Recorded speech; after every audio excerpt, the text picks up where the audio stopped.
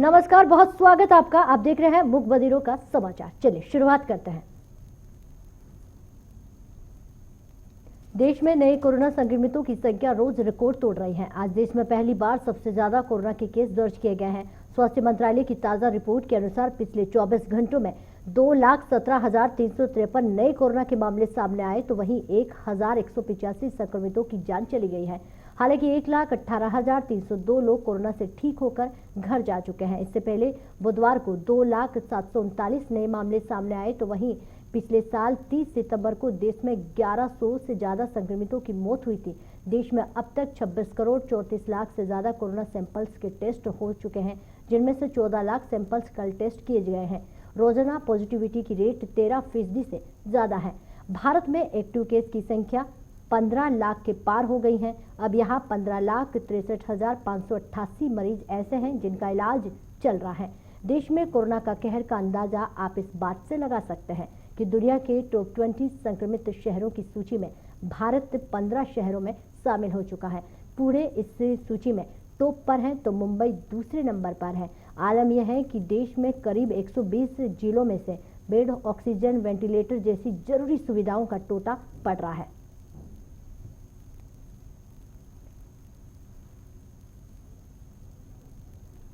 देश की राजधानी दिल्ली में कोरोना का तांडव जारी है।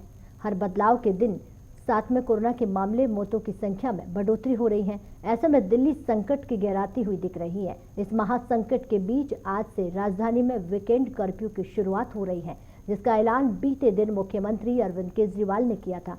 केंद्रीय स्वास्थ्य मंत्री डॉक्टर हर्षवर्धन ने शुक्रवार सुबह एम्स का दौरा किया, जहां उन्होंने डॉक्टरों के साथ बैठक की और हालातों को जाना। डॉक्टरों का कहना है कि इस बार की लहर में बच्चे और युवा भी चपेट में आए हैं। डॉक्टरों की ओर से स्वास्थ्य मंत्री के सामने स्टाफ और ऑक्सीजन का मसला भी उठाया। राजधानी में कोरोना के बढ़ते प्रकोप के बीच अहम फैसले लिए गए। पहले से ही नाइट कर्फ्यू लागू है, लेकिन अब वीकेंड कर्फ्यू भी लगा दिया गया है। शुक्रवार रात यानी कि आज से 10 बजे से सोमवार सुबह 6 बजे तक वीकेंड कर्फ्यू रहेगा, जिसमें घरों से बाहर निकलने की मनाही होगी। सिर्फ जरूरी सेवाएं चालू रहेगी। वीकेंड कर्फ्यू के दौरान दिल्ली में mall, gym, swimming pool, spa, अन्य चीजें पूरी तरह से बंद रहेगी। भारत में कोरोना मरीजों की तादाद लगातार बढ़ती जा रही है। देश भर में अस्पतालों में ऑक्सीजन की भी भारी कमी है, तो वहीं कई जरूरी उपकरणों का भी अभाव है। इसी मद्देनजर पीएम केयर फंड से तहत 1,100 नए अस्पतालों में से ऑक्सीजन प्लांट लगाने की योजना बनाई गई है। सूत्रों के मुताबिक सरकार से अधिकार प्राप्त समूह इंस्पावर्ड ग्रुप में 2 पीएम केयर फंड के जरिए 100 नए अस्पतालों में ऑक्सीजन प्लांट स्थापित करने और 50,000 मीट्रिक टन मेडिकल के ऑक्सीजन का आयात करने का फैसला लिया गया है। आपको ये भी बता देते हैं कि ऑक्सीजन मांग वाले में 12 राज्यों की ट्रेसिंग और मैपिंग की गई है। गुरुवार को इंस्पावर्ड ग्रुप में 2 की हुई बैठक में बताया गया है कि 12 राज्यों में ऑक्सीजन की सबसे ज्यादा मांग है और इसी के साथ अस्पतालों की जरूरतों को पूरा करने के लिए 50,000 मीट्रिक टन मेडिकल ऑक्सीजन आयात करने की मुहर लगाई गई है। इस ऑक्सीजन आयात के लिए जल्द ही टेंडर जारी किया जाएगा। उत्तर प्रदेश में पंचायत चुनाव के मतदान शुरू हो चुके हैं। इलेक्शन कमीशन ने बताया कि बीते दिन पहले चरण में 70% लोगों ने अपने मताधिकारों का उपयोग किया था। इस दौरान एकाधिक जगह टकराव भी देखने को मिला।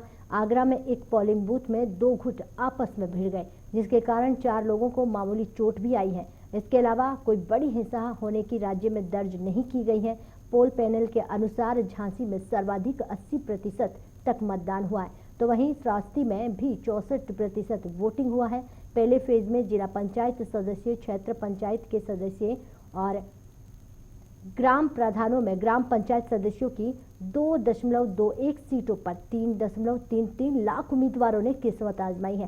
पहले चरण में जिन जिलों में मतदान हुआ है उनमें अयोध्या, आगरा, कानपुर, गाजियाबाद, गोरखपुर, जौनपुर, झांसी, इलाहाबाद, बरेली, भदोही, महोबा, रामपुर, रायबरेली, श्रावस्ती, संत कबीर नगर और सहारनपुर, हरदोई और हाथरस भी शामिल है।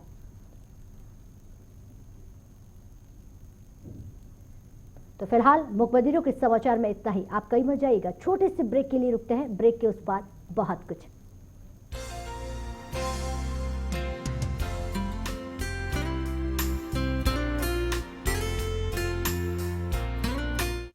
खबरों से अपडेट रहने के लिए JQ24/7 न्यूज के YouTube चैनल को आज ही सब्सक्राइब करें और हमारे Facebook पेज को भी अभी फॉलो करें।